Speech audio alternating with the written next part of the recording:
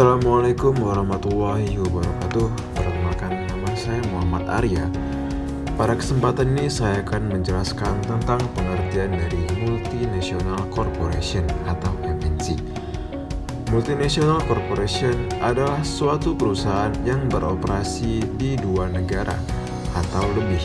Dengan kata lain, Multinational Corporation bisa memiliki pusat di satu negara, sementara cabangnya bisa berada di negara-negara lain di seluruh dunia.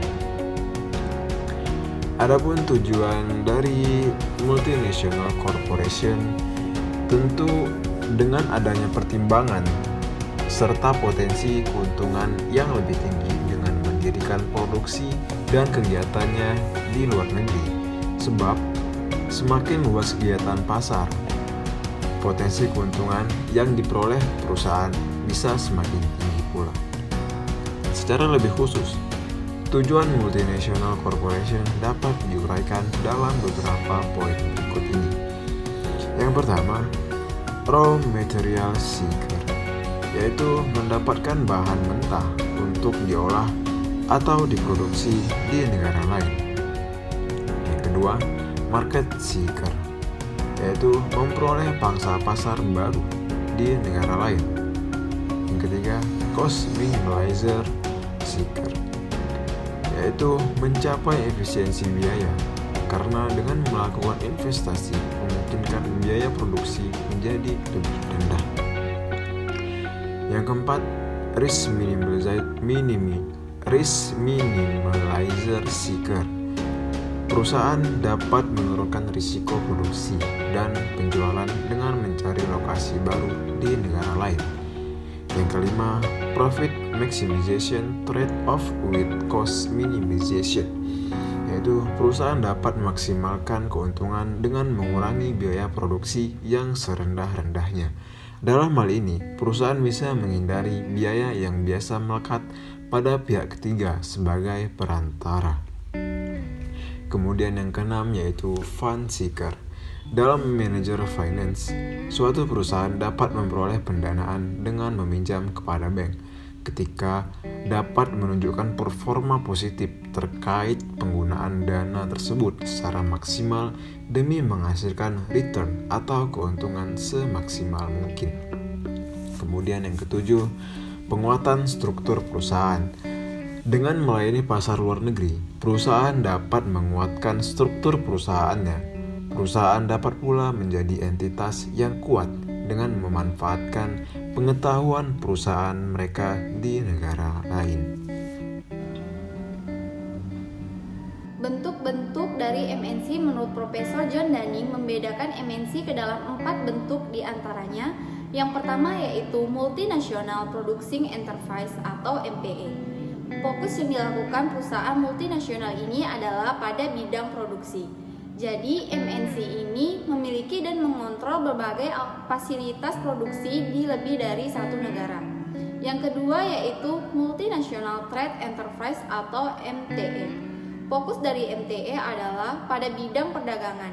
Jadi perusahaan ini bergerak dengan menjual barang yang diproduksi di dalam negeri secara langsung kepada badan usaha atau orang di negara lain. Yang ketiga yaitu Multinational International Owned Enterprise atau MOE. Perusahaan ini lebih mengarah pada kepemilikan usaha dari satu induk perusahaan yang menyebarluaskan cabang-cabang produksi atau perdagangan atau kegiatan perusahaannya di negara lain. Yang keempat yaitu Multinational Financial Control Enterprise atau MCE. Fokus dari perusahaan ini lebih pada permodalan atau pembiayaan. Pada MOE dan MCE, kegiatan perusahaannya diawasi oleh lebih dari satu negara. Selanjutnya, instrumen utang. Instrumen utang adalah alat yang dapat digunakan sebuah entitas untuk mendapatkan modal. Ini adalah kesepakatan mengikat yang menyediakan dana kepada peminjam sebagai imbalan atas janji dari peminjam untuk membayar kembali investor sesuai dengan ketentuan kontrak. Kontra instrumen utang mencakup ketentuan terperinci tentang kesepakatan seperti agunan yang terlibat, tingkat bunga, jadwal pembayaran bunga, dan jangka waktu hingga jatuh tempo jika berlaku. Baiklah, di sini saya akan menjelaskan apa saja yang termasuk dalam instrumen hutang. Yang pertama yaitu surat hutang. Surat hutang tidak didukung oleh jaminan apapun.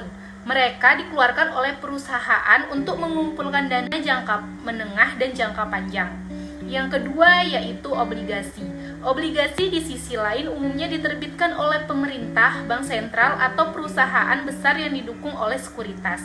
Obligasi juga memastikan pembayaran tingkat bunga tetap kepada pemberi pinjaman uang. Yang ketiga yaitu hipotek.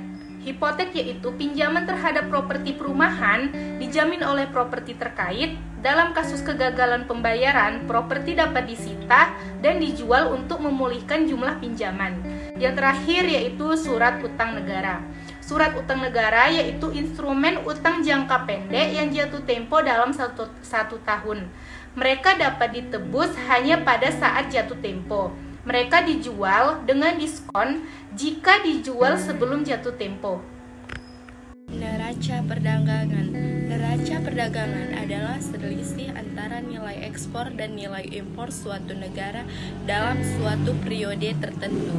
Apabila nilai ekspor lebih besar dari nilai impor, disebut sebagai surplus perdagangan. Adapun jenis-jenis perdagangan yaitu neraca perdagangan surplus, neraca perdagangan defisit, neraca perdagangan seimbang. Selanjutnya, arbitrase. Arbitrase adalah cara untuk mencapai sebuah kompromi atau diskusi melalui pihak ketiga, sebab pihak-pihak yang bertikai tidak mampu menyelesaikan masalahnya sendiri. Adapun jenis-jenis arbitrase, yang pertama arbitrase merger, yang kedua arbitrase obligasi daerah, yang ketiga arbitrase obligasi konversi, yang keempat depository receipt, yang kelima arbitrase peratura.